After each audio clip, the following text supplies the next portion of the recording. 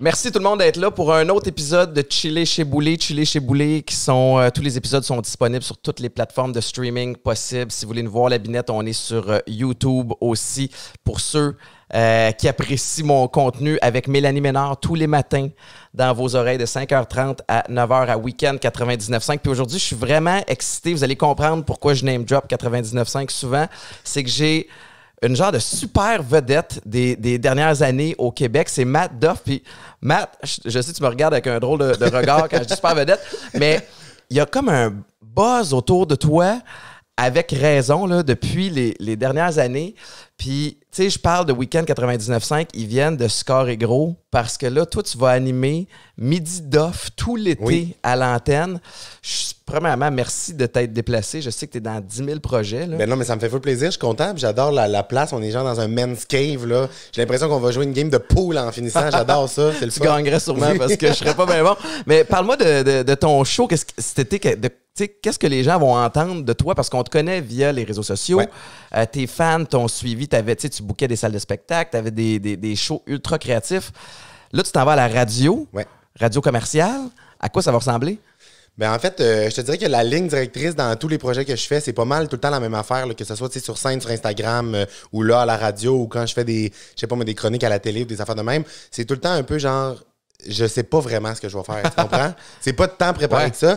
Puis quand la gang de Week-end m'ont approché, premièrement, genre je capote, je tiens juste à dire que ce show-là cet été, ça va tellement être le fun. J'ai vraiment hâte de faire ça, puis je capote. On dirait que genre c'est trop dans longtemps, on l'a annoncé là, comme une semaine ou deux. Puis là, c'est le 5 juillet que ça commence, puis là je suis comme, OK, on peut-tu genre se téléporter jusqu'au 5 juillet? Là, j'ai vraiment hâte. Mais c'est ça, on sait pas vraiment ça va être quoi. C'est ça qui est le fun. Puis je veux pas, ça va pas être un show de radio conventionnel, mais ça va être en même temps, on va y aller au feeling, dans le sens que, tu sais, ça va être autant jaser, tu sais, moi, je suis un gars qui improvise dans la vie, il m'arrive 3000 anecdotes, fait qu'à tous les jours, il m'arrive de quoi d'un peu, tu sais, weird ou d'awkward ou de drôle, fait que c'est sûr que je vais raconter ça, fait que ça va être beaucoup de moi qui jase, parce que c'est ça, c'est la radio, dans le fond, fait que dans le fond, il va y avoir ça va être moi qui jase, mais après ça, j'ai des co-animateurs qui vont être avec moi, fait qu'ils vont m'apporter des sujets aussi, puis je trippe déjà avec eux, tu sais, on a déjà comme un groupe chat sur Instagram, puis on s'envoie des niaiseries, puis tout, fait que ça va être beaucoup de folie, mais ça se peut aussi qu'on vire sur le top, là. Tu comprends? C'est le temps d'organiser un bingo, un souper croisière. Tout est possible. Tout est ultra spontané. Tu vas être avec Marc-Antoine Nunez, que je connais, qui est notre journaliste à On passe ça de même le matin. Tu vas être avec Maude Saunier aussi. Je veux juste que tu saches que la vibe que tu ressens à Week-end, après avoir rencontré Steven Croato, après avoir rencontré les frères Leclerc, c'est vraiment la vraie patente. Là, le monde sont le fun quand ils disent que tu as carte blanche. Ils t'engagent à cause de ta spontanéité. Exact. Toi, ta grande force, c'est d'avoir une proximité avec les gens. J'imagine que tu vas essayer de retrouver ça aussi en ondes. Oui. On a fait un... Mais tu sais, par rapport à justement là, c'est vrai ce que tu ressens, puis l'esprit, puis tout. Mais moi, ça a été la première affaire qui m'a comme tenté. Moi, je suis un gars qui est vraiment comme transparent dans la vie. Puis, tu sais, mettons, quand je vais à un meeting avec ma gérante, des fois, ça m'arrive que pendant le meeting, genre, je suis de même, genre, ça sera pas possible, bye. Genre, comme je mets fin, dans le sens que je fais pas des accroires aux gens, puis je suis très comme, je sais que j'ai un très gros intuition, là, j'aime ça comme me fier à ça. Puis à mon premier meeting chez Week-end, le meeting n'était même pas encore fini, puis genre, j'ai dit, je travaille ici, moi, je pense. Genre, moi, ça me tente déjà. J'ai entendu parler de ce cas-là que t'as fait. T'as fait comme, bon, ben c'est réglé, moi, je suis un employé ici. Là. Oui, je pense vraiment que je travaille ici. Moi, c'est déjà chez nous, là. Genre, j'avais ce feeling-là qui était vraiment fun. Puis j'ai vraiment hâte. Puis justement, avec Marc puis Maud, ça va être le fun. Je suis full content. Ça va être vraiment cool. Je pense que tu m'avais posé une question, mais j'ai oublié comme la question. Mais on est parti dans la bonne vibe de Week-end. Ben, j'étais TDAH commotionné, moi, avec les années au foot. Fait que je l'ai oublié, ma question aussi. Mais... Attendez-vous pas genre du contenu qui se suit là, dans cet épisode-là. Là. Ça se peut que ça aille vite puis qu'on parte de toutes sortes de côtés. T'as parti déjà fort parce que, tu l'as dit, vous avez fait un brainstorm ou un pilote en ondes. Ouais. Tu sais, pour que les gens comprennent, quand tu bâtis un show de radio, nous autres, on l'a fait aussi il y a presque un an parce qu'on a presque déjà un tour de piste de fait. Nous autres, avec on passe ça de même, mais tu sais, c'est du temps, il y a du rodage. Après ça, tu sais, dans l'ombre, t'enregistres des shows qui vont pas en ondes, que tu réécoutes. Tu fais comment je pourrais faire ça? Toi, t'as dit, fuck it. Je veux le faire live. Exactement. Puis ça, c'est la preuve. C'est la preuve qu'il embarque dans mes folies puis que je vais passer un bel été. C'est que je leur ai dit ça. J'étais comme, tu sais, moi, j'ai jamais fait de radio. Moi, j'ai étudié en radio, tu sais, à Jonquière, en arts et technologie des médias. Mais j'ai pas fait vraiment d'animation radio, tu sais, à part comme l'été passé, tu sais, j'étais au Fantastique, mais c'était une petite chronique que je faisais. Ouais. Puis là, je prends vraiment comme le contrôle de ça. Puis j'étais comme, hey, je sais pas, moi, comment ça marche, là. Genre, je l'ai jamais fait. Fait qu'on l'essaye. Puis on dirait que faut vraiment que ça soit des contextes vrais pour que je m'amuse. Je suis pas capable de faker. Ouais. Si là, tu me dis, on fait une émission de radio, mais ça sera pas diffusé, personne va l'écouter, mais je vais être comme... Bonsoir. Je vais pas être pas le même. Je serai pas le même. Je serai pas dans le mode, tu sais, les vraies réactions, puis dans cette énergie-là.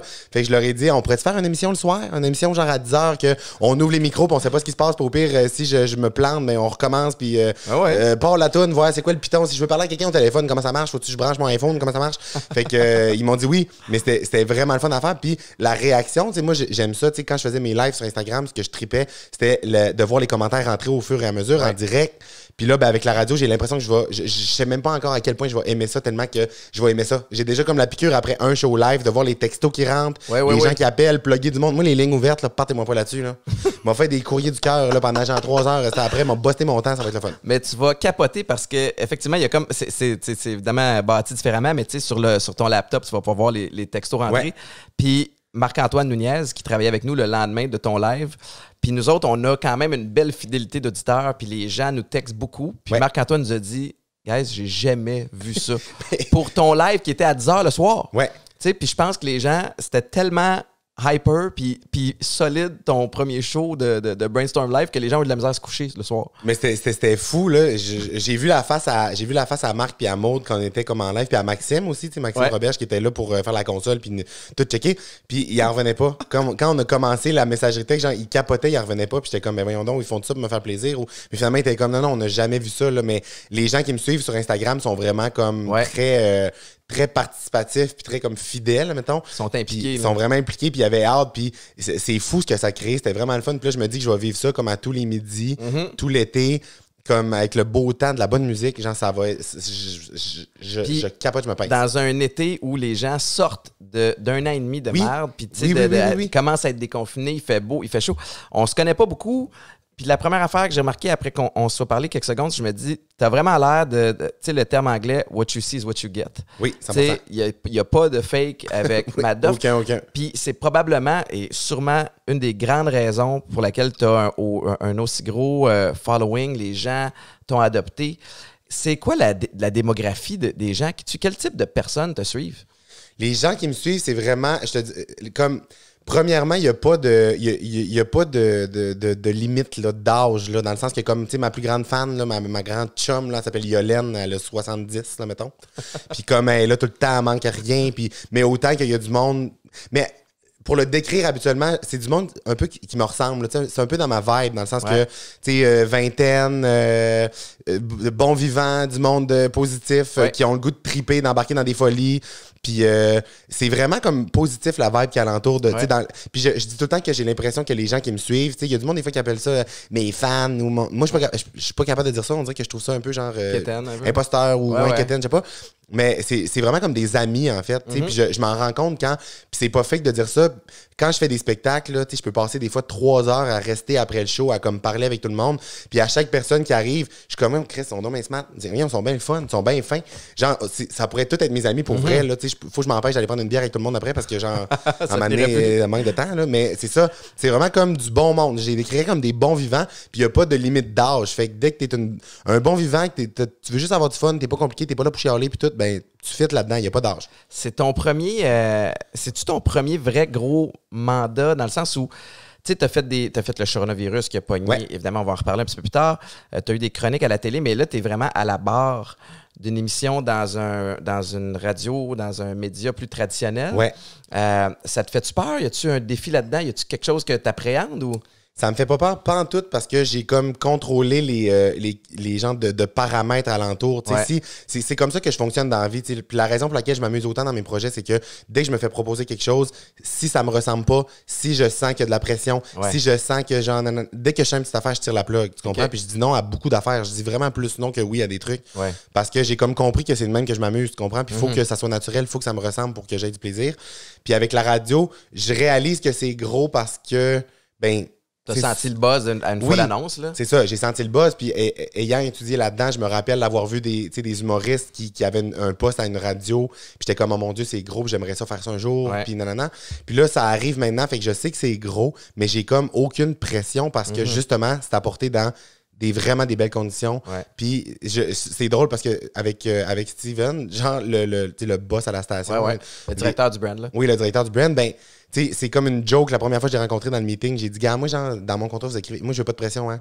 Personne qui me fait chier ici, là. Moi, il y a pas de pression. Moi, je veux m'amuser, là. Puis là, c'est comme rendu un running gag. Fait que, non, c'est pas une pression, c'est plus comme une excitation. Je veux que ça aille bien, je veux m'amuser, puis genre, je prends ça très au sérieux. Mais c'est dans un gros lâcher-prise, puis un amusement, là, complet. T'as un côté créatif qui se peut pas, tu sais. Puis des gens créatifs, on en connaît beaucoup. Mais des fois, c'est créatif, puis ça s'applique pas super bien aux médias où ça sort pas. Ça part de où ton espèce de. T'as-tu toujours été comme ça, premièrement? T'as-tu des idées de fou d'essayer de faire les choses un peu différemment? C'est-tu comme un pattern chez toi? Ben, en fait, quand même, mais c'est plus venu du fait que j'ai compris comment je m'amusais. Tu sais, j'ai compris c'était quoi les conditions parfaites pour que je m'accomplisse à mon plein potentiel. Puis c'est comme ça que j'ai commencé à faire les choses différemment, dans le sens que dès que je me faisais offrir, on sait, là, dans le milieu de la télé, de la radio, il y a beaucoup d'affaires qui sont formatées, il y a beaucoup de « Oh mon Dieu, ben tu sais, si je veux avoir la job, il faut que je rentre dans le moule, sinon j'aurai pas ma chance. » Puis ça, ben souvent, le monde, il tombe là-dedans en début de carrière, puis j'ai l'impression que des fois, il y en a qui se perdent là-dedans, puis tu restes pris là, tu sais.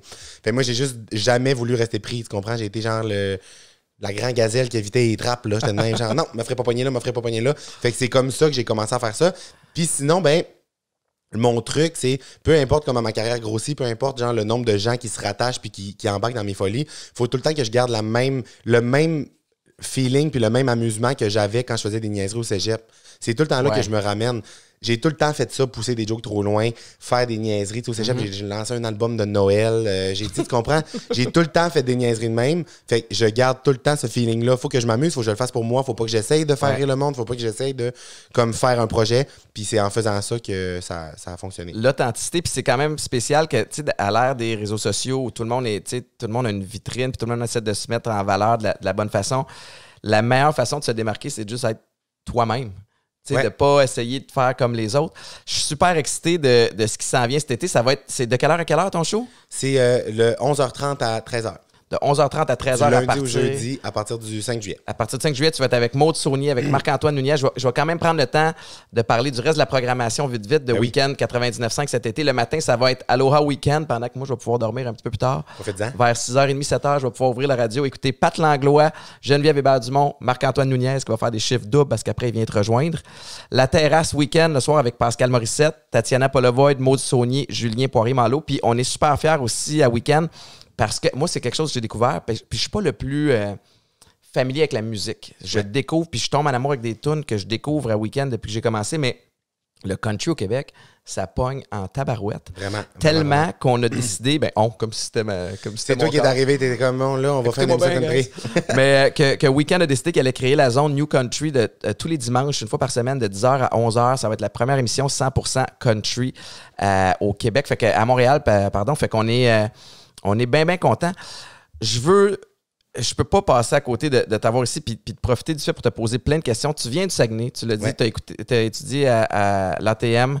Tu rêvais d'une carrière dans les médias ou d'une carrière sur scène? Oui, j'ai toujours su que j'allais faire ça.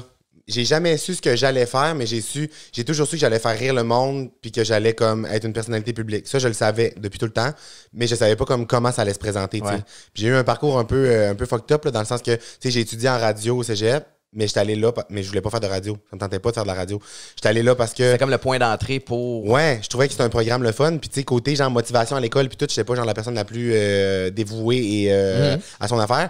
Puis si j'étais allé, mettons, en sciences humaines au cégep, je sais que j'aurais décroché, tu sais, quelque chose de général, très générique. Puis fait que ATM, je voyais ça comme un genre de sciences humaines le fun en 3 ans. Puis finalement, mais j'étais allé là. Puis c'est ça qui m'a apporté à Montréal quand j'ai fait des stages après. Puis quand je suis rentré à l'école de l'humour, c'était sur un coup de tête, là. C'était un TPO game de mes amis, puis je voulais même pas faire d'humour, là. Je pensais pas que j'allais faire d'humour sur scène. Puis finalement, je suis un humoriste, puis je fais de la radio, genre. Fait que... Puis parle-moi de ça, tu sais, il y a quelque chose en tout cas, de ce que je comprends quand je parle aux humoristes qui sont passés par l'école de l'humour, il y a comme un petit volet quand même où c'est intimidant. D'arriver là ou toi, à cause que c'était sur un coup de tête, t'avais comme pas de pression? Ou... Ouais, en fait, c'est que je pense qu'il y a du monde, peut-être que c'est intimidant parce qu'ils veulent faire ça depuis longtemps. Puis c'est quand même un processus de sélection qui est assez comme rigoureux. Puis ils prennent genre 15 personnes par année, même pas des fois, fait que c'est un peu intense. Mais genre, moi, je suis arrivé là, puis c'était justement comme un peu sur un... j'avais pas de grosse pression rattachée à ça. De mon Dieu, si je suis pas pris, genre, je t'anéantis, là. Fait que, non, c'est ça, mais c'est quand même intimidant dans le sens que c'est l'École nationale de l'humour. Depuis que je suis jeune, moi, j'entends tous les humoristes, tu sais, les noms qui sont passés par là. Puis je suis comme, oh mon Dieu, c'est quand même, genre, réputé. Puis il y a des légendes là-dedans. Ouais, vraiment. Fait que c'était quand même comme intimidant d'aller faire les auditions et tout, mais je l'ai tellement fait avec un laisser-aller que genre c'était pas comme trop intimidant. Puis quand t'es sorti de l'école de l'humour, après ça, qu'est-ce qui s'est passé? Ben en fait, c'est que pendant que j'étais à l'école de l'humour, je faisais des... Tu sais, moi, depuis le cégep, je fais des stories à tous les jours. Là, tu sais, au cégep, je faisais ça sur Snapchat. Là, ça a évolué. Snapchat est mort. Mais, les stories, c'était dramatique, mais les stories Instagram ont nuit exactement, un peu, ça a pris la place. Mais c'est ça, j'ai tout le temps comme fait des stories, puis j'aime cet outil-là. Je trouve tellement que c'est accessible. Tu sais. Moi, j'aime ça dire que je suis comme maître de mon propre contenu, puis genre de ma propre communauté. J'ai comme ma chaîne à moi, dans le sens que je sors mon téléphone, un clic, puis genre en 24 heures maintenant, il y a presque 100 000 personnes qui voient tout ça. Fait que c'est fou, là. Ouais. Fait que j'ai tout le temps fait des stories, puis en arrivant à l'école, comme ma communauté a juste comme grossi tranquillement pas vite. Puis en sortant de l'école, j'ai animé une soirée d'humour à un moment donné. Puis j'aimais pas vraiment ça. J'étais comme, je voulais pas faire d'humour dans les bars, genre des numéros, vu que j'écris pas, tu sais, sur scène. Moi, j'ai jamais de texte, j'improvise. Fait que faire des numéros courts, c'est pas ce qui me sert le mieux, parce que quand, mettons, t'as un 5 minutes, genre, t'as 5 minutes, si tu fais ta job, puis punch, là, tu comprends? Mais moi, j'aime plus, genre, faire des 35, là. Genre, je veux avoir le temps, puis on part. Ouais. Fait que j'animais une soirée d'humour, mais j'aimais pas vraiment ça. Puis là, les gens sur les réseaux sociaux ont vu que je faisais de la scène. Fait que là, les gens étaient comme, OK, mais on veut venir te voir en spectacle. Fait que là, c'est rendu que la soirée d'humour était sold out, genre 2 mois d'avance, à 2 représentations par soir. Mais là, le monde arrivait, puis c'était bizarre parce que ils pensaient voir un spectacle de moi. Mais moi, je faisais genre 10 minutes au début, puis il y avait genre 10 humoristes qui venaient, ils me voyaient pas finalement. Puis là, ils étaient comme, OK, ben là, c'est plate, on te voit pas. Puis là, j'étais comme, bon, mais voulez-vous que j'annonce un show tout seul? Fait que là, j'ai annoncé une première petite tournée. Puis là, c'est là que ça a parti. Première petite tournée, genre de 10 dates au Québec. Puis là, ça a comme sold out en 2 heures. Hey, moi, là, t'en as fait un à Québec, un show qui était sold out, ça se peut-tu? Ouais, au Capitole de Québec. Vois-tu, moi, la première fois que j'ai entendu parler de Mathieu Dufault, de Matt Duff, j'étais à Québec, je donnais une série de conférences là-bas. Puis là, on me parle que le Capitole est sold out à soir, que c'est la folie pour un Mathieu Dufault. Puis tout le monde est comme, c'est qui? No offense, j'étais comme, mais c'est qui? Puis là, on m'a montré t'es qui. Puis je suis comme, Chris, OK, il est bien cool, ce gars-là. Il y a plein de gens qui t'ont découvert avec la pandémie. Ouais. Parce que tu as été super actif. Puis alors que tout le monde était divisé sur plein de sujets, puis tout le monde stressait, toi, t'amenais comme une espèce de vent de fraîcheur. Ouais. Mais c'est ça, tu sold out, tu remplissais des salles en 2019. Oui, exactement. Puis avant la pandémie, avant que tout ça commence, mais c'est ça, c'est fou, là, on dirait que ça a tellement été vite, puis on dirait que je le vivais pas vraiment, tu comprends? On dirait que, tu sais, quand tout va vite, puis il y a des grosses affaires qui se passent, on dirait que t'es un peu comme témoin de tout ça, puis t'es comme, bon, mais on le vit, mais tu réalises pas, puis là, j'ai réalisé par après. Mais avant la pandémie, tu sais, j'avais la salle Wilfrid Pelletier, là, tu sais, une salle de 3000 places qui était sold out. C'est malade. Puis qui a été annulé à cause... Mais là, qui s'est remis le 11 février maintenant. Mais c'est ça, il y avait comme tout ça qui s'est passé. Mais effectivement, avec le live de la pandémie, ça a été genre un raz-de-marée de genre... J'ai bien parlé. Un raz-de-marée. Absolument, j'aurais dit genre raz-de-marée, mais en tout cas... Fait que ça a été vraiment comme un gros boom. Là. Ça a été comme le plus gros... Puis c'est fou parce que ça arrive tout le temps des moments que je m'attends pas. Tu comprends? Tous mes succès, toutes les affaires qui se passent, c'est jamais comme, hey, c'est pas comme si genre, c'est un projet que je me dis, hey, là, je fais un projet pour qu'il y ait un... C'est pas structuré depuis des semaines. Non, absolument pas. Tu sais, le Sharona, c'est un live que je faisais, puis j'ai parti ça sur ma toilette. Je sais pas si t'as su comment ça avait parti le Sharona. Non, dans ça. Ben, le mercredi avant que la pandémie pogne, le genre 11 mars. Ouais. Ben, j'ai atteint 60 000 abonnés sur Instagram. Fait que genre, j'étais arrivé chez nous après un tournage, je sais pas trop. Puis là, j'étais comme, j'ai 60 000 abonnés, c'est débile. T'sais. Fait que j'ai parti un live, mais j'étais sur ma toilette, là, il était 11 h. Puis là, il y avait genre 3000 personnes de connectées. J'étais comme, il y a du monde. Fait que là, je suis comme, merci beaucoup, blablabla. Là, j'ai fermé ça. Puis là, le lendemain, j'ai dit, hey, si je calais un live d'avance, s'il y avait 3000 personnes à 11 h, genre random, imagine comment il y aurait du monde. T'sais. Fait que là, je me suis dit, hey, je vais le refaire demain. Fait que là, le lendemain, j'ai refait un live. Puis là, j'étais comme, on va le refaire l'autre lendemain. Puis là, c'est là que le lockdown a commencé. Tout a comme fermé. Puis là, le monde était comme, hey, ça fait du bien les lives à 9 h, on n'a plus rien à faire. J'étais comme, bon, on va continuer. Les jours, t'en as fait. Puis à un moment donné, écoute, même moi, j'ai participé à quelque part dans le confinement. Mais j'imagine qu'il a fallu que tu t'organises un peu. Tu bâtisses une équipe. Parce que, tu sais, un live Instagram, tu pars ton téléphone, tu pars le live. Là, Mané, il y a du booking. Oui, c'était vraiment rendu intense. Tu sais, dans la première semaine, quand on s'est mis à avoir genre un peu plus des invités puis tout, ben c'est moi qui s'en occupais avec ma gérante, tu sais, vite, mais c'était quand même intense parce que là, il fallait que je parle à tout le monde, je demande aux gens là, quand ils acceptaient. C'est un job à temps plein. Ouais, j'étais comme, faut que je leur dise comment se connecter, à quelle heure, blablabla. Mais finalement, la vie a tellement été bien faite à cause que la pandémie battait son plein puis plus personne ne faisait rien. Ouais. Dans le fond, il y a Sylvie Savard, qui est dans le fond, une ancienne comme attachée de presse, mais elle a été attachée de presse pour tous les plus grands humoristes, là, Louis-José, Jean-Marc, Parent, tout le monde. Là. Puis dans le fond, elle est rendue maintenant, elle travaille pour KO, puis elle est comme un peu gérante d'artistes et tout. Puis elle a de l'expérience de feu, elle connaît tout le monde, puis on se connaît bien, tu sais. Fait qu'elle a dit, hey, je vais t'aider, moi. Fait qu'elle a embarqué là-dessus. Puis après ça, il y a Bertrand Exertier, qui est un de mes amis, qui est photographe maintenant. Qui était à Radio-Canada dans le temps, ça se Oui, peut-tu? avant, il était recherché, c'était il a fait comme des gros shows là, de fou. Fait que les deux ont embarqué avec moi, mais à ces deux-là, genre, on avait genre les contacts pour booker genre n'importe qui. Fait que là, ça a comme fait en sorte que c'est devenu vraiment comme pro. Puis c'est eux qui s'en occupaient avec ma gérante. Fait qu'on se faisait des petits meetings, on était comme telle date, on veut telle personne, nanana. Fait que là, on se faisait des listes. Puis là, mais tu sais, tout seul, je serais jamais arrivé à faire ça, là. Puis en même temps, pour toi, pour ta motivation, pour n'importe qui, d'avoir un projet, d'avoir quelque chose à faire à tous les jours, une espèce de rendez-vous, puis quelque chose que tu dois préparer, j'imagine que ça t'a permis de mieux passer à travers la pandémie que, tu sais, là, 100%. on annule les shows. Je sais pas si c'était comme ça pour toi, mais moi, au début, tu sais, téléphone, hey, on va repousser la conférence de la semaine prochaine. Ah, OK.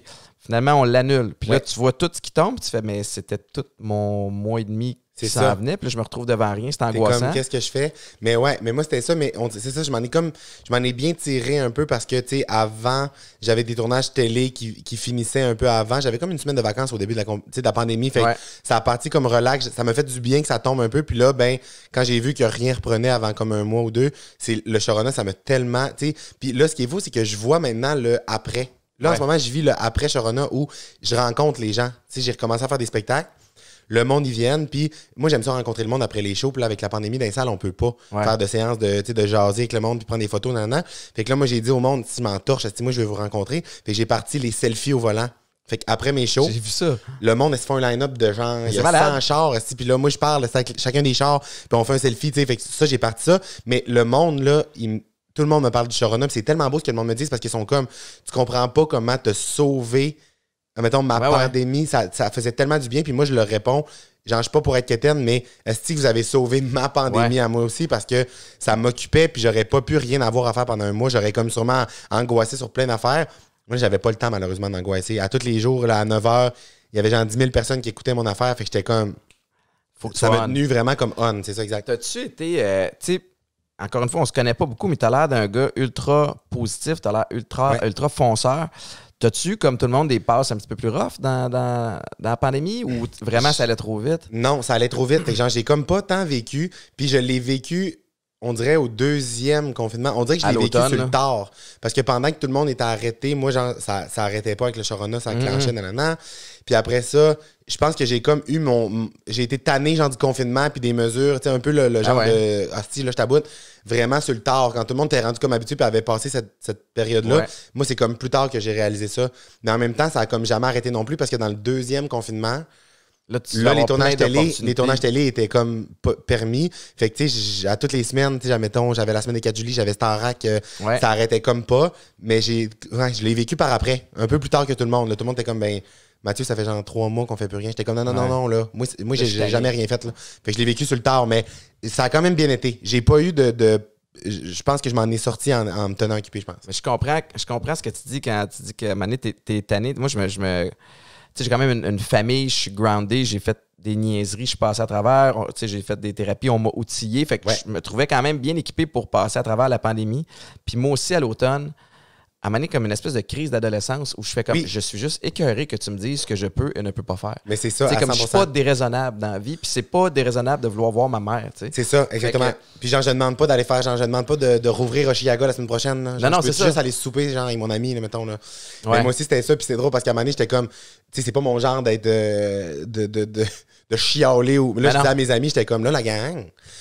Je me suis surpris à un moment donné à dire cette phrase-là bien sérieux, OK? J'étais comme, là, la gang, si en septembre, ils referment tout, je sors dans les rues, genre. Je sors dans les rues, je flippe des chars. Ouais. Non, mais tu sais, je ferais pas ça. Mais non, mais je sais bien, mais... L'image, c'était comme, non, c'est moi qui je vais faire des manifs, mais je ferais pas ça tout le monde. Mais peut-être, on en reparle. On verra rendu là. Mais en septembre. T'as un bel attrait pour le monde. Je vais passer à travers ton CV, là, parce que... T'sais, lequel, mon CV? Genre un CV d'affaires récentes ou genre mes jobs étudiantes? Ben non, je les connais pas, mais OK, quel genre de job wild t'as eu? Ah non, mais j'ai tout fait, moi. Moi, j'ai tout fait. Genre, la joke, c'est que moi, j'ai tout fait. Genre, j'ai tout fait. J'ai été genre... C'est quoi la pire job t'as eu? Mon Dieu. Genre, j'ai travaillé dans une écurie. J'ai fait genre des mascottes professionnellement. J'ai été... ça drôle, mais... J'ai été agent de sécurité au G7.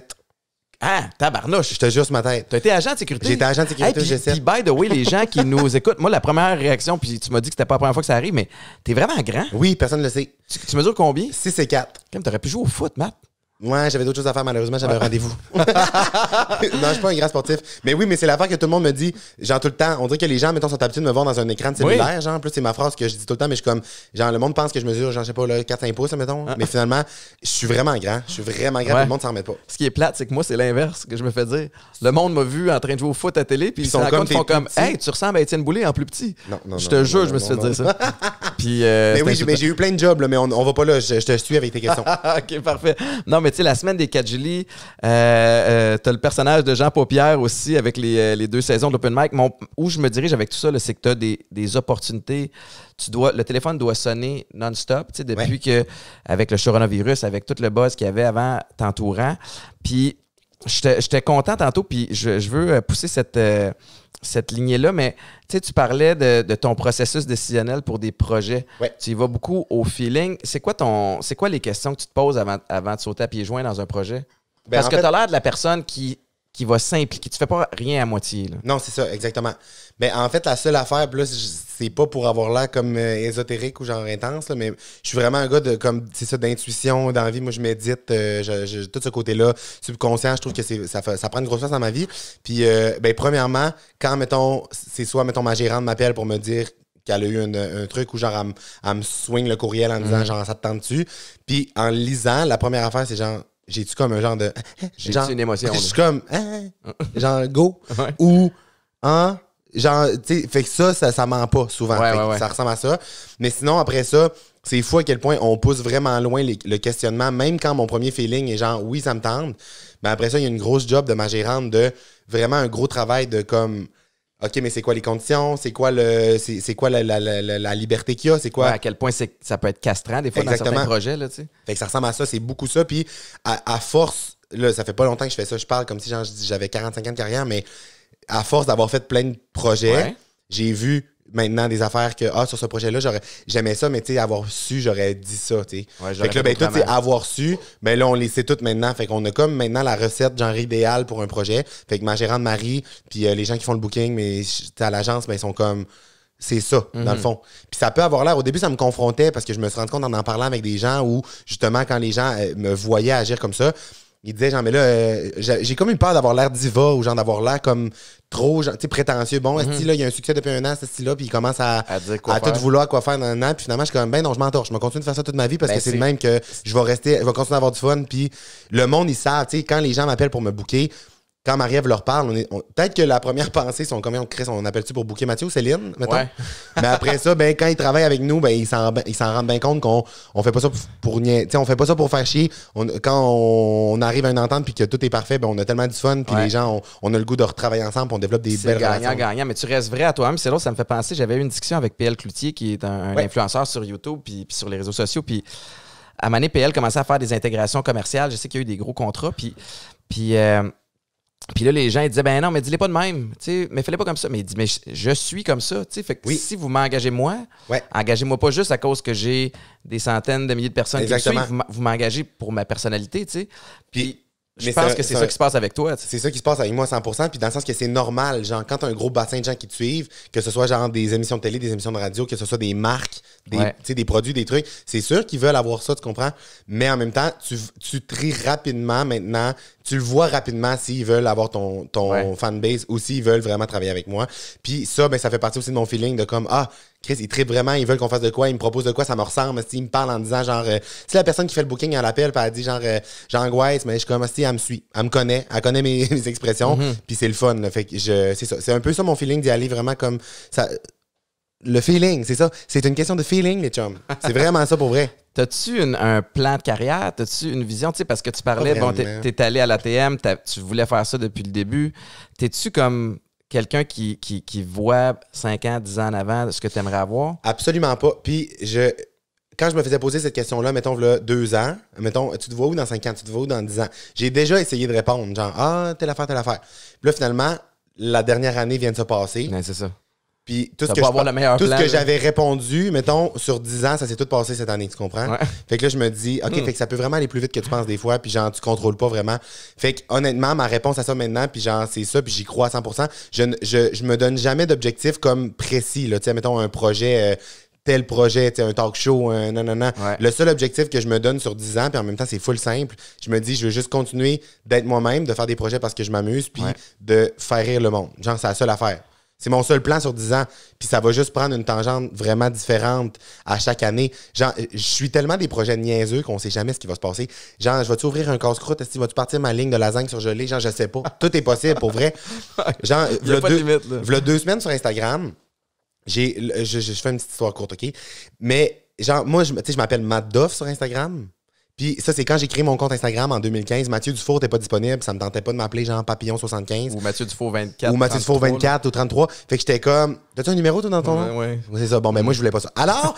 C'est super inquiétant, mais j'ai pris mon numéro de football. Ton numéro de football, mais ça marche. Mais moi, j'en suis pas sportif. J'ai l'air d'avoir 12 ans encore, tu sais. Ben non, ça fait du sens. Vu que t'as une carrière... Oui, non, ça fait full du sens. Moi, le seul numéro de sport que j'ai eu, c'est genre Walkie Cossum dans le Canjo à 12 ans. C'était le numéro 8. Ça aurait été un malaise que je T'aurais pu mettre G7, vu que t'as fait de la sécurité là-bas. Ah, je le change à l'instant.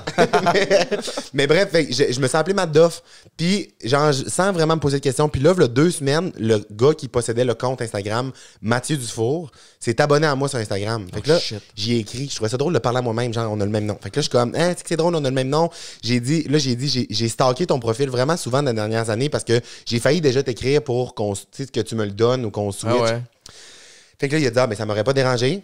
Je suis comme, shit. OK, ben là, je suis comme, on le fait, ça, on le fait dessus, là. C'était comme, on riait. Fait que là, il est comme, OK, parfait, prends-les. Mais tu sais, là, j'ai déjà mon compte, là, avec beaucoup d'abonnés. Fait que je vais pas comme changer mon nom. Mais j'ai pris possession du compte Mathieu Dufour. Ah, pour vrai, OK? Ouais. Fait que là, j'ai fait une story, mais pour aucune raison, j'ai dit, hey, si je viens de prendre possession du compte Mathieu Dufour, je sais pas vraiment ce que je vais faire avec ça. Puis là, un flash, là, pas prévu, tu sais, il me sort des idées dans la tête tout le temps. J'ai dit en joke, je sais pas ce que je vais faire avec ça. Une compagnie de savon, peut-être, ça part. Là, il y a 30 000 personnes qui se sont abonnées au compte Mathieu Dufour. Puis là, tout le monde était comme, est-ce que c'est pas game de faire une compagnie de savon pour vrai? Je suis comme, say no more bitches, on part. Fait que là, mais tabarnak, je vais faire mes savons. Genre, là, j'ai reçu les échantillons hier. On s'est associé avec une compagnie qui prennent des genres de fruits recyclés pour faire ça. Okay, c'est éco en plus. Mais c'est éco pis tout. Mais moi, il n'y a rien qui me motive de plus que ça. Quand le petit joke de savon est arrivé dans ma vie, genre la radio, les tournages, j'étais comme, c'est plate. Je voulais faire des savons, j'étais rendu savonnier, moi, tu comprends? J'aime ça, les estis d'affaires qui sortent de nulle part. Fait que c'est pour ça que je te dis que je peux pas prévoir sur 10 ans qu'est-ce que je vais faire parce que t'es sérieux avec la lasagne, où je vais être dans 10 ans. Un casse-croûte, ça fait vraiment longtemps que j'arrête pas de nommer que je vais avoir un casse-croûte. Je pense que je vais avoir un casse-croûte un jour. Ça serait malade. T'as eu un billboard. Oui. Tu t'es pas payé un billboard sur le bord de la 20 à un moment donné? Aussi. Parle-moi de ça aussi, c'est un coup de tête? Un coup de tête, je revenais de faire des shows à Québec, dont un autre coup de tête, parce que à ce moment-là, 2 semaines avant, j'étais à Québec, j'ai vu l'autobus rouge, tu sais, l'autobus à 2 étages de touristes là, à Québec. Là. Ouais. Je l'ai vu, puis j'ai vu un petit monsieur qui parlait dans le micro au 2e étage. J'ai dit à ma gérante, c'est mon rêve de parler dans ce micro-là. Fait que ma gérante, elle a booké l'autobus, puis on a fait une série de shows sur l'autobus. Quoi? J'ai loué l'autobus, puis on a fait des shows, fait qu'on se promenait dans le Vieux-Québec. Avec des touristes? Non, avec des gens qui ont acheté des billets. OK, parce que je me disais que les touristes devaient capoter. Non, c'était vraiment des gens qui ont acheté des billets. Sur Instagram qui ont acheté des billets. Puis là, ben, quand on revenait de ces shows-là, genre, on passait ça à 20, puis il y avait plein de panneaux, genre, j'étais comme, c'est mon rêve d'avoir ma face sur un panneau. Puis un mois plus tard, j'avais ma face sur un panneau. Combien ça t'a coûté?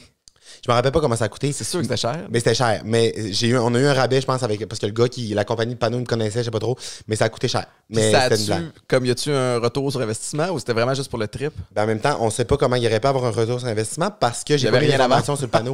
C'était écrit que cool les chums. Il y avait même pas mon nom, il y avait pas de numéro de téléphone, il y avait pas mon Instagram. Mais oui, il y a eu un retour sur investissement parce que Chris, que ça a fait parler. Puis là, c'est rendu une tradition. En septembre, je vais avoir un panneau, c'est sûr et certain. Chris, il y a du monde qui faisait 4 heures de route pour aller se prendre en photo devant le panneau. Genre, c'est dans quelle ville? c'était à Saint-Cyril, le Windover.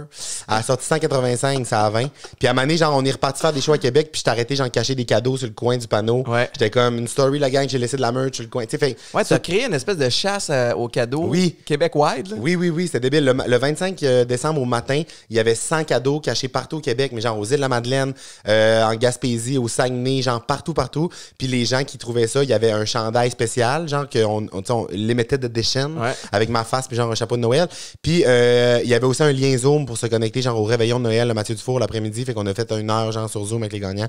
Fait que j'aime ça, ces niaiseries-là. C'est genre ce que j'aime le plus. Genre, j'aime ça faire de la télé, j'aime ça faire de la radio, mais mes projets à moi, mes petites niaiseries qui vont trop loin, là, il y en a d'autres là, j'arrive d'un meeting chez ma gérante, on a trouvé un esti d'idée conne par rapport au savon, puis au festival, juste pour rire. Fait que là, on fait tout ça, ça me fait vivre. Genre, dans le sens que ça me donne des émotions. Ce que j'aime de toutes tes idées, c'est qu'on dirait qu'il y a comme un dénominateur commun, puis ça revient avec la proximité que tu as avec. De non-bon sens. C'est ça le non-bon sens, mais drôle, mais aussi, c'est de faire plaisir aux gens. Tu sais, si quelqu'un va voir ton show, puis, tu sais, parce que je sais que les gens qui te suivent t'adorent, puis ils se bookent, mais quelqu'un entend parler de toi, fait comme, qu'est-ce qu'ils vont retrouver dans un show de Mathieu Dufault? Ben, en fait, c'est que je pars tout le temps le show en me disant, genre, je vais parler de qu'est-ce qui m'est arrivé, genre, mettons, la journée même ou la semaine même, ou, tu sais, des anecdotes, des affaires. Puis souvent, mais je fais comme 30 minutes de ça, là, d'affaires que, genre, j'ai jamais dit, puis je leur dirai jamais sur scène, là. Fait que c'est tout le temps comme des shows bien uniques, là. Tu sais, les gens reviennent, puis tu peux venir voir mon show plein de fois parce que c'est tout le temps comme différent. Puis après ça, ben, j'ai comme plein d'anecdotes dans ma vie que j'ai vécues qui ont pas de bon sens. J'en ai au moins pour, genre, sûrement 10 heures de contenu sur scène d'affaires qui me sont arrivées. Fait que j'y vais au feeling selon ce que ça me tente cette soirée-là. Des fois, j'ai même pas le temps. Des fois, je fais juste comme jaser de ce qui s'est passé dans ma journée. Ouais. C'est comme vraiment ça. Mais tu sais, après ça, il y a des moments tout le temps un peu genre... Dans mon show que j'ai fait à l'Étoile, à Brossard, la semaine passée, à un moment donné, je me suis rendu compte, je suis parti sur un délire, là, je me suis mis genre à... Je voulais faire un TikTok, genre. Fait que je me suis mis à filmer ça à scène. J'ai dit, j'ai besoin de vous, la gang. Puis là, genre, ça a pris genre 8 minutes de... Mon sel, à côté sur le banc, puis on fait des niaiseries. Puis en faisant ça, je me suis rendu compte que j'ai pris mon micro, je l'ai mis dans ma poche. Puis j'ai comme sauté pour faire le TikTok. Puis le bruit que ça faisait du micro dans ma poche qui frottait d'un speaker, ça faisait le même bruit qu'un chien qui respire. Fait que là, on a eu un fou rire pendant genre 10 minutes parce que j'arrêtais pas. En tout cas, mais ça vire tout le temps un peu n'importe comment, mais Christ que c'est le fun. Est-ce que... tu sais, fait que c'est vraiment un spectacle d'humour qui est pas comme les autres. Tu sais, les autres, c'est très rodé, c'est beaucoup de rodage, c'est plus formaté. C'est-tu comme une espèce d'hybride entre un meet-up puis un espèce de... Les gens ont comme l'impression de passer une soirée avec Matt Duff ou... Ben, en fait, c'est que... Je sais pas ce que tu veux dire par meet-up. Mais meet-up, genre... c'était comme... Tu sais, il y a eu une période où les influenceurs faisaient ça, tu sais, comme ils bookaient des salles. Je sais que PL Coutier avait fait ça, entre autres. Mais on est vraiment pas là. Comme une espèce on est vraiment pas là. C'est vraiment comme un show d'humour, là. Tu sais, le monde a mal au jour en sortant, là. Le monde, ils sont comme, on tanné, là, on taboute, là. Genre, laisse-nous vivre, là, laisse-nous respirer. Mais comme, c'est ça, fait c'est vraiment un show d'humour, mais c'est pas un show d'humour que genre je répète la même affaire pendant 400 dates pendant un an. C'est que on passe une soirée ensemble. Moi je passe une soirée avec vous autres, vous passez une soirée, on est là, puis on sait pas ce qui va se passer, mais c'est vraiment comme un show d'humour, mais improvisé, on sait pas ce qui se passe, mais c'est un show d'humour. Il y a, tu sais, avec la proximité que tu as avec les gens, il y a aussi une espèce de des fois un rapport un petit peu plus, je veux pas dire émotif, mais les gens se confient à toi. Qu'est-ce qu'on te dit beaucoup? Ben en fait, tu sais, là, avec la pandémie, ça a été beaucoup ça que j'en ai parlé un peu tantôt de les gens comme ça a tombé dans une année genre vraiment comme tu sais difficile genre émotionnellement là, pour tout le monde. Tu sais, il y a des gens qui ont vécu des drames, que ce soit des gens qui travaillaient beaucoup à côté dans le domaine de la santé, ou des gens qui ont perdu leur emploi, ou que tu sais des grosses périodes de stress incertaines que tu sais pas ce qui se passe. Tout le monde est un peu dans l'angoisse cette année. Fait que ce que je reçois beaucoup, c'est que c'est comme un genre de... Je leur permets de décrocher puis de passer un beau moment puis de changer les idées. Mais tu sais, sinon, ça va de... Genre, j'écoutais tes stories après avoir accouché, nanana, ou à toutes les soirs avant de se coucher, on écoute les stories, nanana, on rit. Tu sais, je suis vraiment comme dans le quotidien des gens. Fait que c'est associé à plein de moments, autant que quelqu'un qui vient me voir en spectacle, mais ça arrive à tous les humoristes. Mais tu sais, des histoires comme vraiment touchantes, précises, qu'il y a une fille à Mané qui est venue me voir en spectacle, puis c'était comme la date de 1 an après sa chirurgie, comme au cerveau, pour... fait que là, elle est comme, genre, je célèbre ma rémission en venant passer une soirée, tu sais, fait c'est beaucoup de doses d'émotions, puis t'as l'impression d'avoir des liens, des petits moments comme genre un lien unique avec chaque personne, parce que chaque personne qui arrive, qui me rencontre au selfie au volant, qui baisse sa fenêtre et genre « Hey, faut que je te dise, quand j'ai accouché de mon 3e, c'est passé ça. » Puis moi, je suis comme « Mais voyons donc, j'ai l'impression d'être comme d'avoir des amis partout. » Ça ressemble à ça. Puis t'es-tu des fois... tu sais, tu dois te coucher fatigué le soir, là. T'as de l'énergie comme... Ça se peut pas, là. T'as un moteur incroyable. Y a-tu des bouts où t'es t'es claqué, brûlé, puis ça te tente moins? Tu sais, parce que les réseaux sociaux, il y a ce côté-là aussi où t'es super livre ouvert sur tout. Tu gardes-tu un jardin secret pour toi? Oui, à 100%, parce que ce que je mets sur Instagram, c'est vraiment comme moi qui ai le jugement, que je décide, j'ai ma vision de tout ça, mais je suis très comme livre ouvert, mais oui, j'ai ma vie privée, j'ai mes affaires, mais en même temps, j'ai comme rien à cacher, fait que ça me dérange pas de parler de n'importe quoi.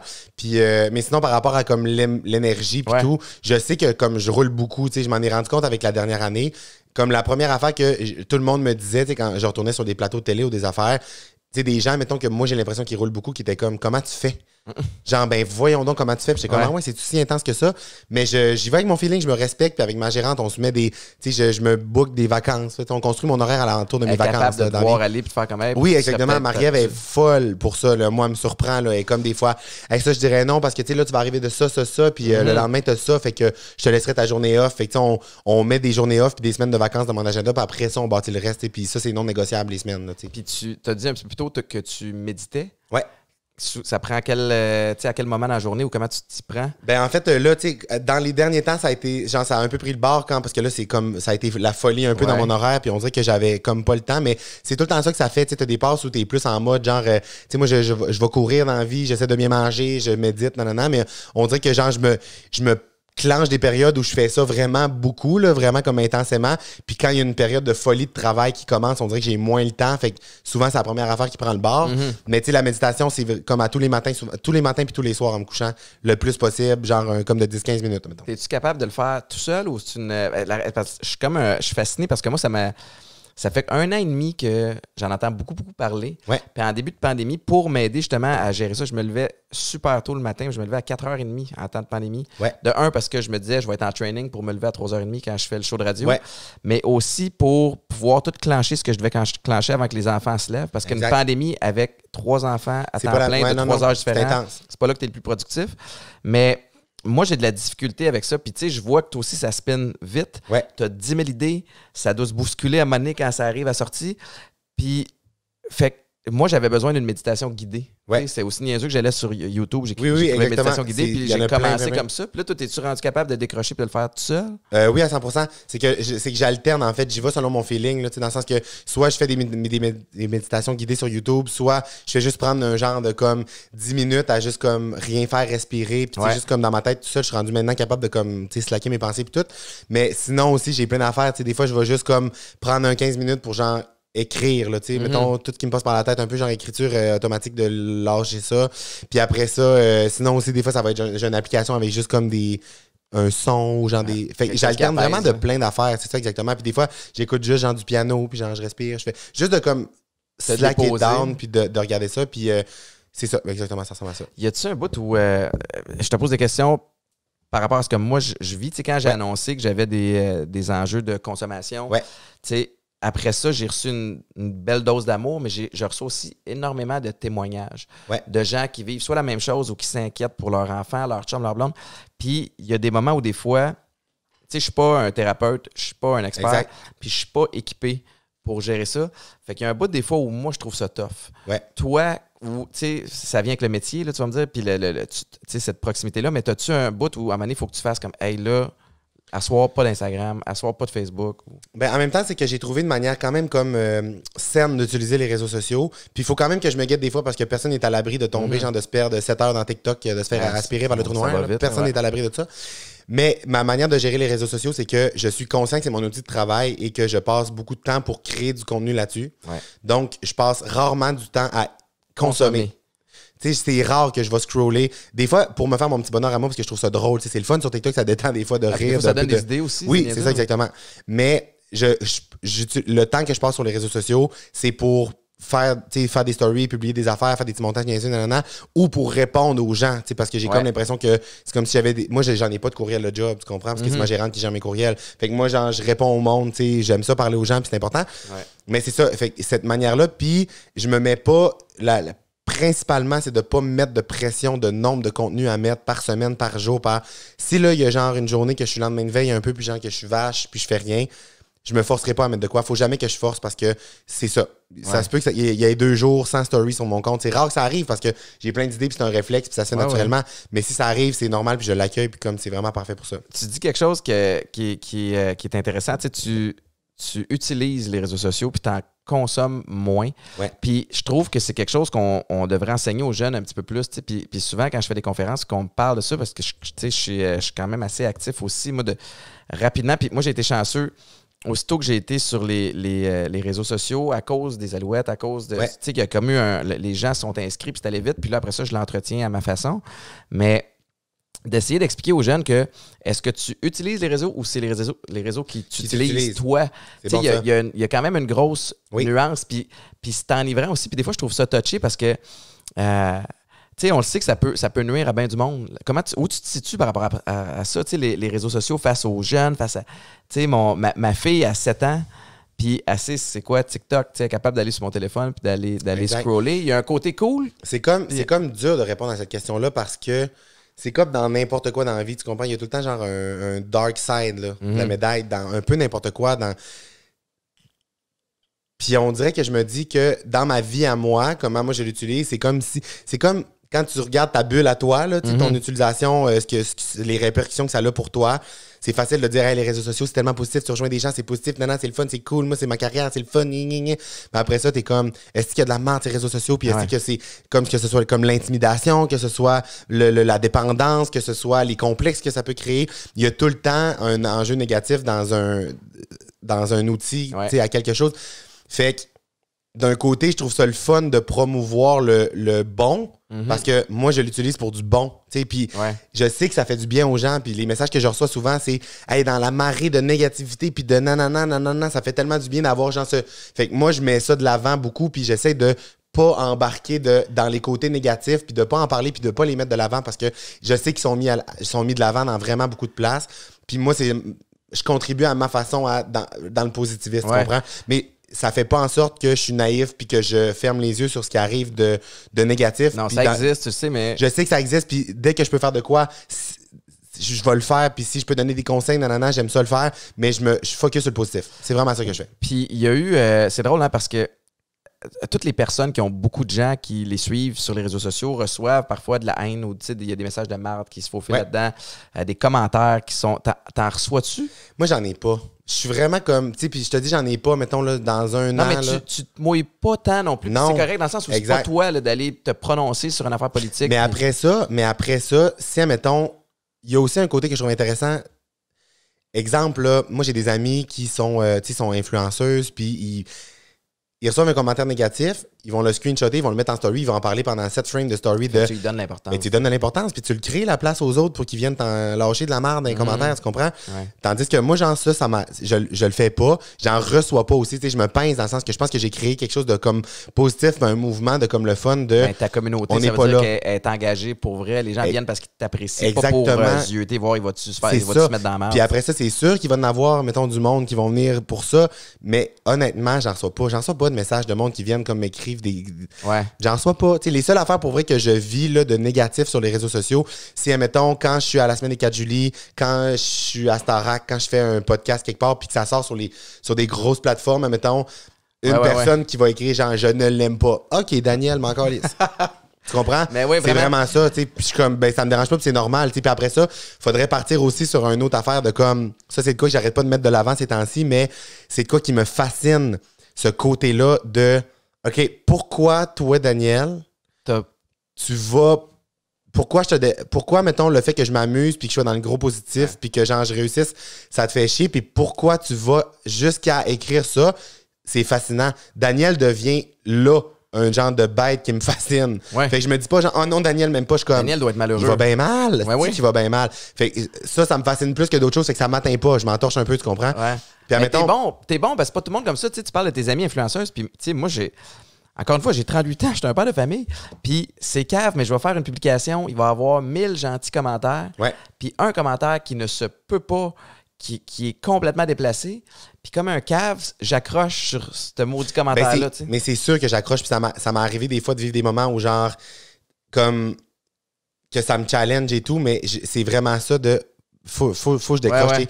Puis on dirait que peut-être que c'est une protection mentale aussi là, que je me suis créée là, de me dire genre ce monde est malheureux, mais c'est ça pour vrai. Je sais que c'est ça profondément, fait que ça m'atteint pas vraiment. Puis après ça, je réponds dans le sens que je suis pas comme en mode genre mon Dieu, tu me fais un commentaire négatif, genre je vais comme tu sais, le Daniel, j'étais comme OK. Puis Puis là, j'étais comme, il me dit qu'il m'aime pas. Fait que je m'entorche. Mais après ça, c'était par rapport à l'affaire de Weekend. Je me rappelle, c'était sur une publication de Weekend. Puis il a dit, genre, je l'aime pas, lui. D'accord. Fine. Puis là, après ça, il a répondu à une affaire. Ce qui me fait chier, c'est que les stations de radio volent la job de vrais animateurs qui ont étudié là-dedans pour donner ça à du monde vide qui ont juste des abonnés sur Instagram. Il a répondu ça. J'étais comme, ah, pour petit Daniel, premièrement, tu parles à travers ton chapeau, dans le sens que comme, je sais que je fais une bonne job d'animation, j'ai étudié là-dedans. Puis je sais que mon contenu, c'est pas vide. Exactement. Fait que genre, je suis comme, OK, parfait, Daniel, t'es ranci. Mais là, après ça, genre, j'ai répondu à son commentaire. J'étais comme, coucou, Daniel, je suis diplômé d'animation radiophonique en 2015. Hi, hi, bye, bonne journée. Il a supprimé son commentaire, là. Ouais. Tu comprends? J'étais comme, c'est souvent comme c'est correct, Daniel, là, c'est pas grave. C'est vrai. Des fois, Daniel. Pour vrai, Daniel, écouterait ça en ce moment, je serais comme, je veux savoir c'est quoi ta vie. Appelle-moi, on va jaser, genre.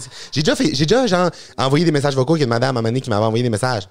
Elle avait fait un commentaire, genre, super intense, genre, je me rappelle pas de quoi, mais genre, super non nuancé, comme trash. Puis j'avais envoyé un message vocal, j'étais comme, allô Sylvie? Ah non, elle m'avait envoyé un message privé à moi. Puis j'étais comme, ah, sur mes cheveux. Elle m'avait envoyé un message sur mes cheveux, c'est ça. C'est drôle, une madame qui m'écrit tout le temps sur mes cheveux. Genre, elle est fière de moi, elle m'écrit, elle aime mes projets, mais tout le temps, genre, coupe tes cheveux.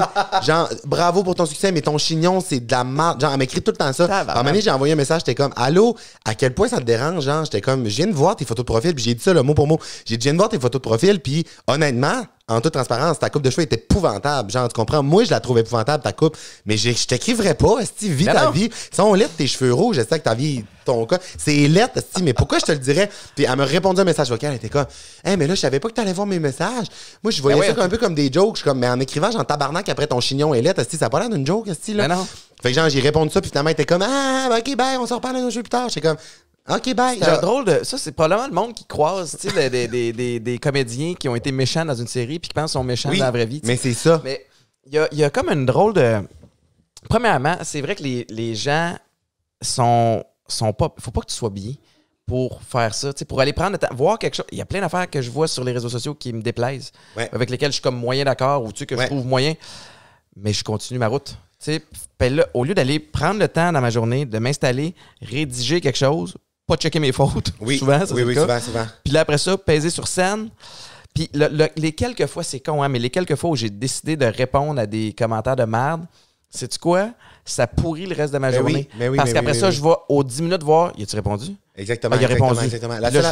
La seule affaire que je réponds moi, dans la vie, c'est soit genre une affaire, c'est ça, une petite madame qui fait une affaire, puis là, Tu réponds avec de l'amour. Là, ouais, de l'amour. J'étais allé à stalker, j'ai vu qu'elle venait de prendre sa retraite. Je suis comme, hey, je viens de voir que tu avais pris ta retraite. Profites-en. J'espère que gentil, ça va mettre du positif dans ta vie. J'ai envoyé ça. Elle était comme, merci. Elle était contente, j'ai dit ça.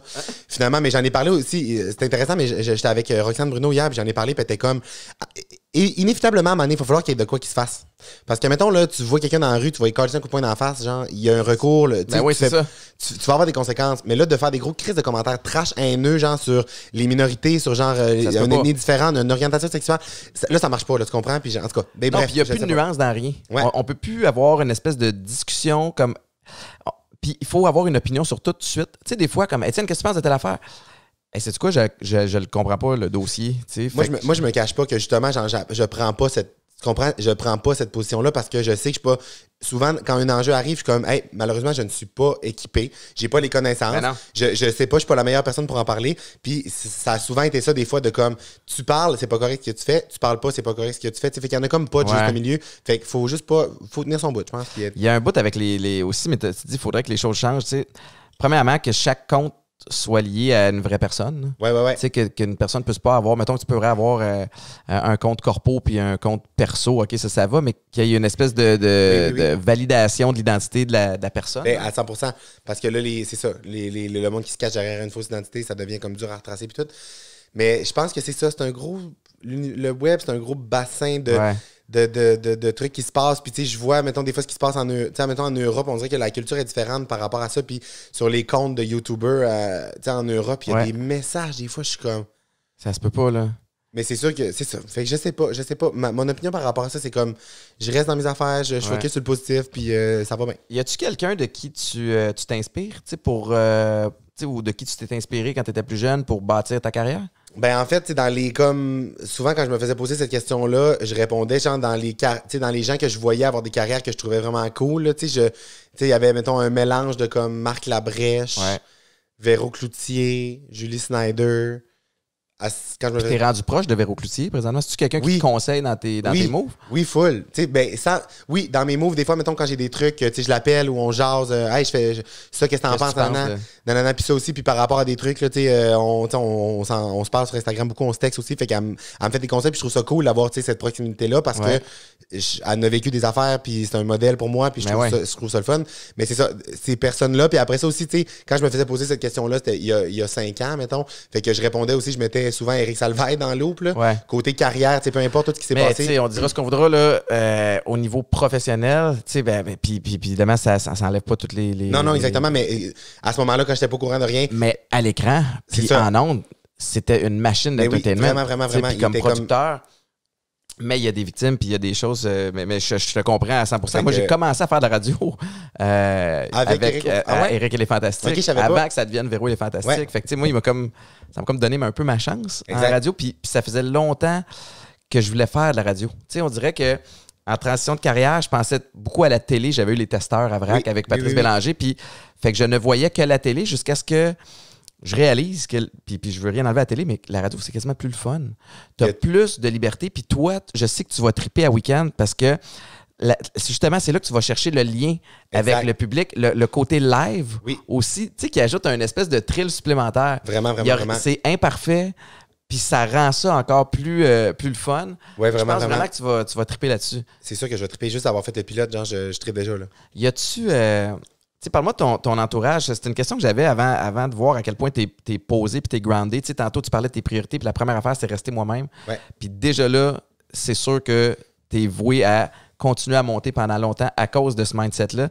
Mais t'es-tu proche de ta famille? T'es-tu proche de ta mère? Avait appelé en ondes à week-end l'autre soir. T'es-tu proche de ta mère? Je suis vraiment proche de mes parents. Mais mettons, mes parents habitent au Saguenay. Fait que côté comme proximité, là, en plus avec la dernière année, je les ai pas vus beaucoup. Mais on se FaceTime tout le temps. De voir à quel point ils capotent. Là, en ce moment, il y a comme un documentaire qui se tourne sur moi. Puis genre, ils sont venus au Saguenay. Puis ils sont allés parler à mes parents. Parce que j'étais allé comme remettre. Quand j'ai gagné mon premier Olivier. Puis quand tu gagnes un trophée, tu peux genre payer pour en faire d'autres copies. Puis là, ils voulaient pas avec celui-là parce que c'était comme il y avait un masque, là, puis c'était comme un unique. Fait que là, ils voulaient pas. Fait que finalement, ils nous ont dit, OK, on peut en faire pas de masque. Fait que là, j'en ai fait faire un à mes parents. Puis j'étais allé le porter à mes parents.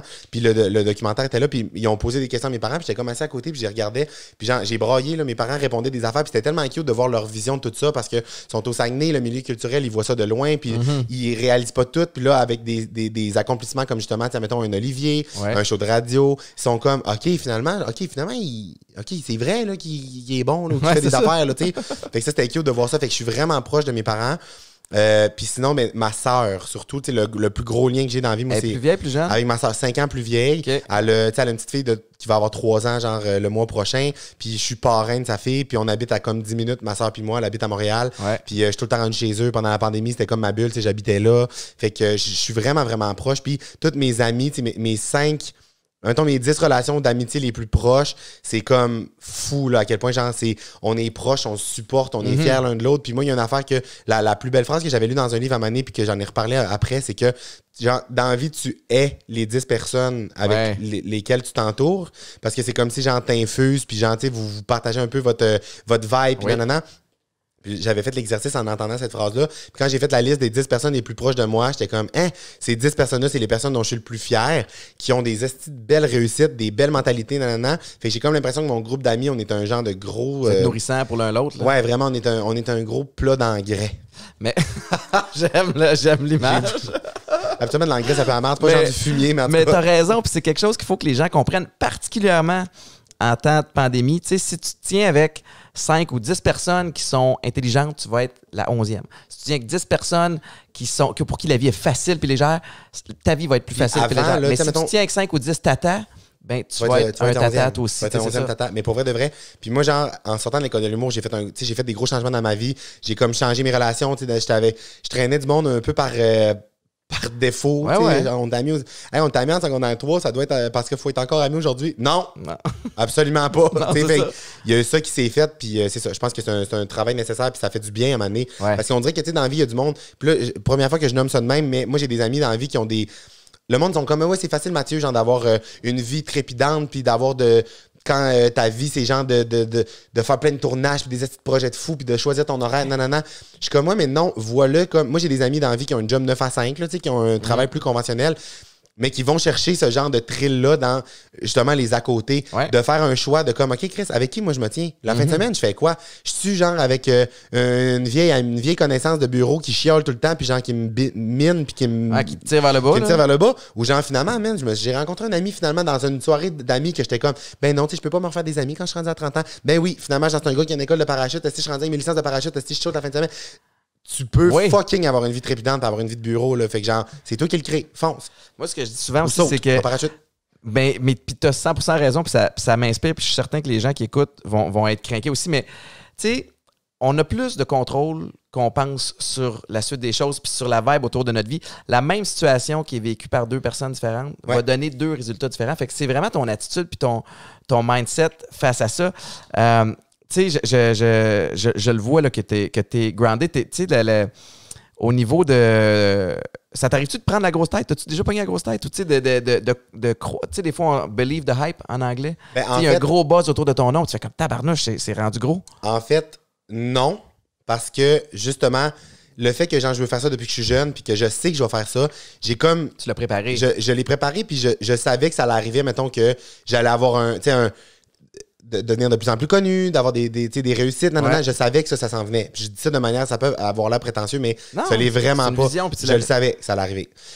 Ce qui s'est passé, c'est que j'ai padé. Genre, je me suis dit, c'est niaiseux, là, mais genre, si je suis arrivé, là, moi, à Montréal, il y a 5 ans, puis j'étais comme recherchiste, là, à Rouge FM, là, tu comprends? Fait que je croisais, là, des stars, là, genre des vedettes, là, québécoises, là, tu comprends? Puis j'étais comme, oh mon Dieu, OK, elle, oh mon Dieu, OK, elle est devenue grosse. OK, ah non, son attitude, non. J'étais comme, moi, je serais pas ça.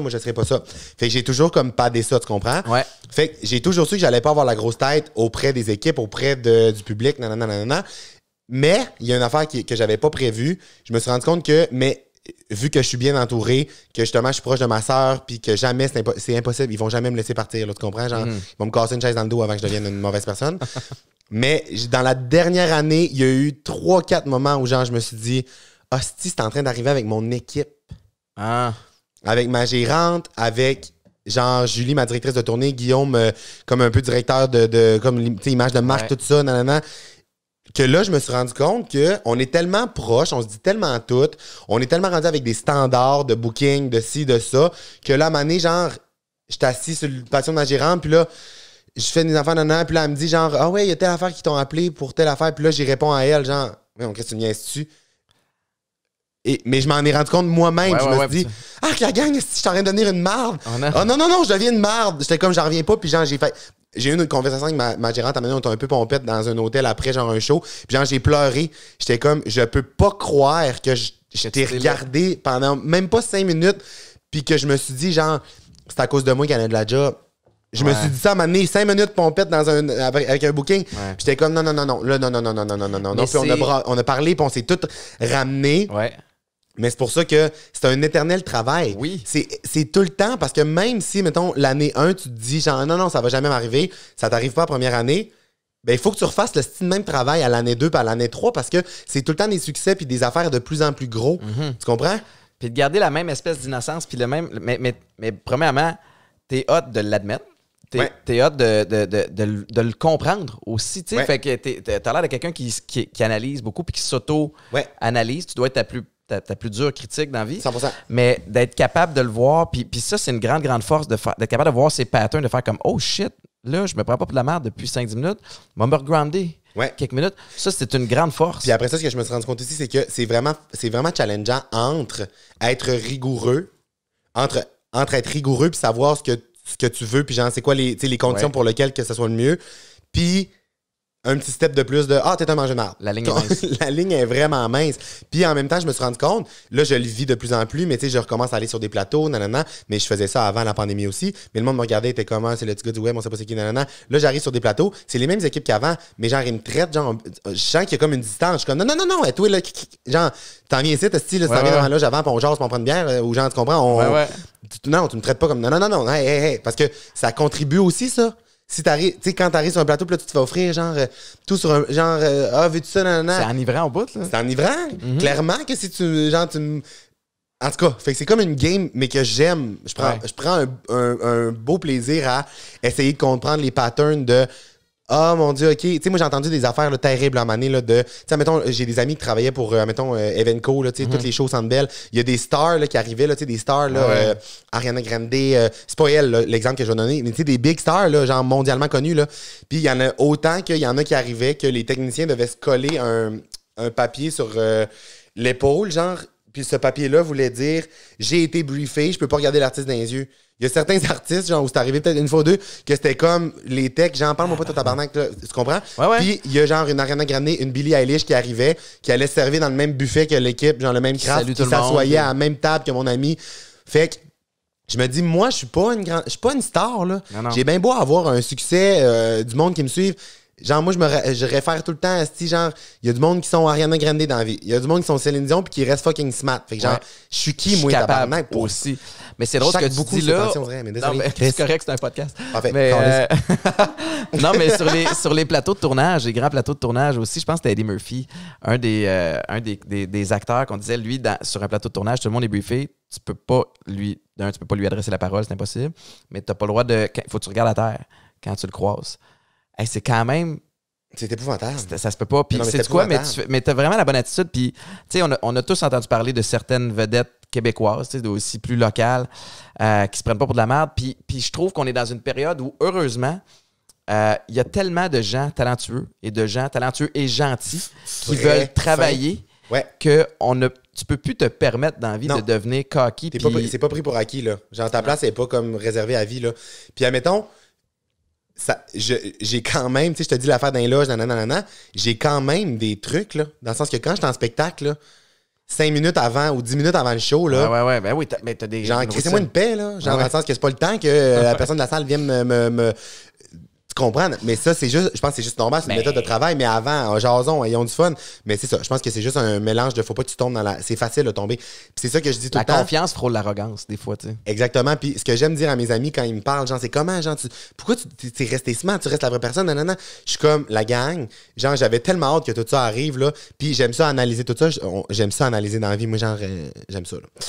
Puis je suis comme, je vois toutes les pièges où le monde se sont mis les pieds dedans pour devenir prétentieux, arrogant, méchant, gossant. Ouais. J'y vois toutes. Quand tu te fais, c'est ça, tu te fais traiter tellement comme, t'as tellement des privilèges que c'est vraiment facile de tomber là, mais voilà, je n'y tomberai pas. Mais t'es inspirant, Matt. Merci beaucoup. Écoute, y a-tu de quoi que tu veux plugger? Y a-tu de quoi que tu veux dire? Mes savons. Peut-être mes savons. Ouais, sont-ils en vente, là? Sont-ils sortis? Non, c'est pas vrai, même pas. Honnêtement, j'ai rien à plugger. Si les gens... merci beaucoup d'avoir écouté les gens qui me connaissaient pas. J'espère que vous avez passé un beau moment. Puis, si vous voulez, ça se passe... La seule affaire à plugger, c'est mon compte Instagram. Si t'es sur le compte Instagram, Matt Duff, ça part tout de là, les folies, tous les billets que je vends, les affaires, ça part tout le temps de là. Puis... C'est ça, la seule affaire à plugger. Merci infiniment. C'était une super belle découverte. C'était vraiment cool de te jaser. Je rappelle, Week-end 99.5 à partir du 5 juillet de 11h30 à 13h, les midis d'off, ça va être complètement wild. Tu sais, écoute, je suis bien excité. Je vais t'écouter pendant mes courtes vacances. Mais j'adore. J'ai hâte au bout. Ça va tellement être le fun. Je vois ce projet-là venir avec que du plaisir, aucune appréhension. Fait que ça va juste être de la légèreté puis du gros fun. Bravo. Puis bravo d'inspirer les gens puis d'être resté groundé malgré tout le succès que tu connais. Ben, j'apprécie que tu sois déplacé. Je sais que tu t'en vas en bateau avec ton agente. Oui, je m'en vais en bateau. Profitez-en. Soyez prudents. Je vous rappelle tout le monde que cet épisode-là, comme tous les autres épisodes de Chiller chez Boulet, sont disponibles sur toutes les plateformes de streaming et sur YouTube. Bonne semaine!